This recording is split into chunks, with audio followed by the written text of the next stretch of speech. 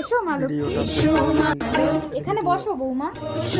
মা, বাড়িতে বৌমা এসে গেছে, আর কাজের মেয়ে রাখতে হবে না। এ অনেকদিন থেকে আমাদের বাড়িতে কাজ করে বৌমা। এই বউকে না তাড়ালে এই বাড়িতে আমার কাজ থাকবে না, দাঁড়া ব্যবস্থা করছি। মালকিন, আপনার বৌমা আপনাকে ডাইনি বলেছে। কি এত বড় সাহস আমাকে বললে ডাইনি? বৌদিমণি, আপনার শাশুড়ি আপনাকে লক্ষ্মী ছাড়ি বলেছে। কি আমি লক্ষ্মী ছাড়ি? তোকে আমার দেখতে ইচ্ছে করে না রে লক্ষ্মী ছেলে। মুখ সামলে কথা বলুন মা, গায়ের উপরে ঠেলে উঠে আসছে, মারবে নাকি? নোংরা হাত দিয়ে আমি কি হাত নোংরা করবো? কি আমি নোংরা? তুই নোংরা, তোর 14 গোষ্ঠী নোংরা। আরে কি হলো কামিনী, নতুন বৌমার সঙ্গে ঝগড়া করছো কেন? হ্যাঁ, বউ না তো হয় না, লক্ষ্মী ছাড়ি। বাবা, মাকে মুখ সামলে কথা বলতে বলো। এই তুই একটা পরের বাড়ির মেয়ের জন্য নিজের মাকে এত বড় কথা বললি? ওর এখানে কেউ নেই বলে কি তোমরা পেয়ে বসেছো নাকি? ঠিক আছে, তাহলে তুই তোর বউ নিয়ে এই বাড়িতে থাক, আমরা চলে হ্যাঁ চলো। মা, মা, মালকিন চলে গেলে আমাকে তো আর এই বাড়িতে রাখবে না।